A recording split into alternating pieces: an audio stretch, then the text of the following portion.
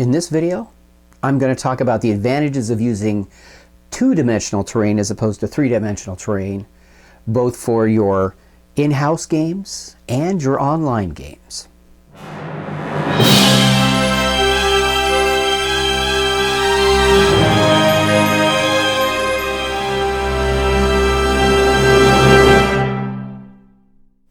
For those of you like myself, when I'm running a game, I love to have all the tabletop paraphernalia I can find when it comes to furniture and figures and walls and traps and everything that goes into visually laying out what's happening in your game. Theater of the mind works in certain areas. I'm not saying you have to lay out every single hallway, every single tavern table when you're doing something that's more of a socialization. But when it comes to exploring and tactical combat, I like to have as much visual stimulus for the players as I can. Now, here comes the conundrum of what to use. I really love 3D terrain, and for a lot of my home games, I've used it quite often. I've built terrain. These are some walls that I built. I've bought terrain. This is part of the Wizards of the Coast set. And here's part of the Mantic set bookshelf, even some crates. And then, of course, you know, your figures. Everybody loves figures, and especially ones that you paint yourself. But sometimes, depending on how big your table is, they may not be able to see everything on your table, especially when you use actual walls. Now, these are only an inch tall, so usually people sitting close can see, but if I put it up here and you're sitting far enough away, you can't see the figure on the other side of the wall. And this is a big problem with the 3D terrain, especially when it comes to walls. Now, you can use something lower or dry erase, wet erase marker on the map and then use everything else 3D. But the way I found works really great, especially when you're doing a virtual game, when you have a camera and everybody's at home on their computers and they're trying to see everything, is to use 2D terrain. Now with 2D terrain, you're familiar with it when it comes to programs like Roll20 and Fantasy Grounds, where you can use things like this as your counters. And of course, for players or creatures, you can use that. But what I'm talking about is using something a little more extensive that actually represents a little bit better than the counters that you can use online. You can use now what I do is I have a map board, and then I use things like this. It's a pit. This is from the Dungeon Tiles Reincarnated set from Wizards of the Coast. So here's like a broken door, a top-down bookshelf.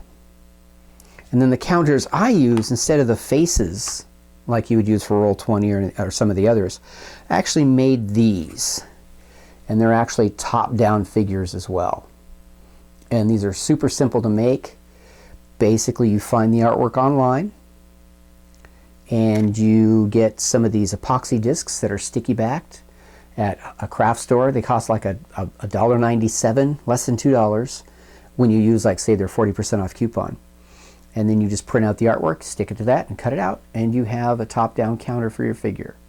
And they come in monsters and adventurers as well. Also, another company, Paizo, they make dungeon terrain pieces like that. And they even have top-down bookshelves. They have pit traps. In fact, here's one right here that you can lay down. I basically use, and I'll show you a whole layout that I've set up to show you what I'm talking about, but I use the Wizards of the Coast battle grid.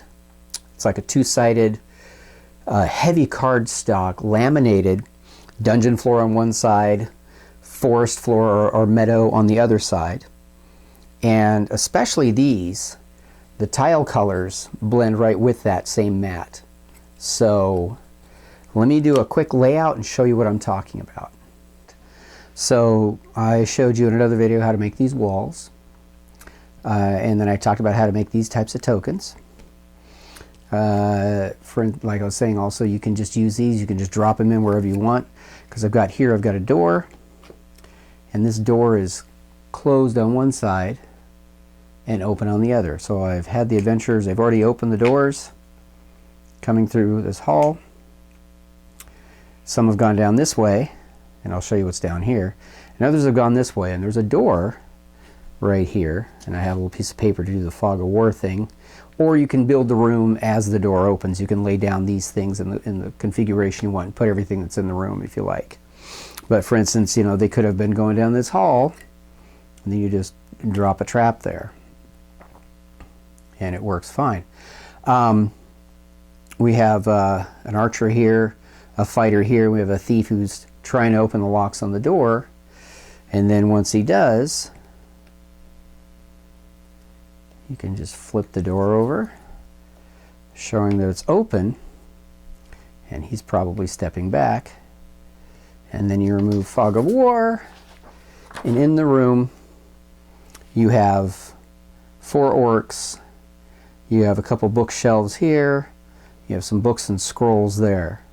Here's a closer view of the one room that the thief was opening. You can see your orcs, bookshelves, your player characters pieces. Now these counters here, the orcs, are from the Dungeon Craft cutout terrain that I reviewed in another video. They also come with hero counters. These come with orcs and skeletons, wolves, and a few other things, but they also come with character markers as well. So that you can use instead. Kind of a one-stop shop for that. So if you wanted to replace, say, the token that I made there, the top-down token there, you can replace it with one of theirs. And you can mix and match all this as much as you want. I'm using everything. I'm using Wizards of the Coast, Paizo, my own stuff, the Dungeon Craft stuff. So this is one of the biggest advantages. So if you're trying to show something online to your gaming group and you don't want to run through Fantasy Grounds or Roll20, this is another way to do it. You set up your webcam pointing at your table top down just like this, and then when somebody wants to move a counter, you can just move it for them. You can remove the doors for more tactical combat if you like, and it's really that simple. And that's just a few examples of why I really enjoy using 2D terrain, especially if I'm running a game online. Now, another advantage is it's very portable.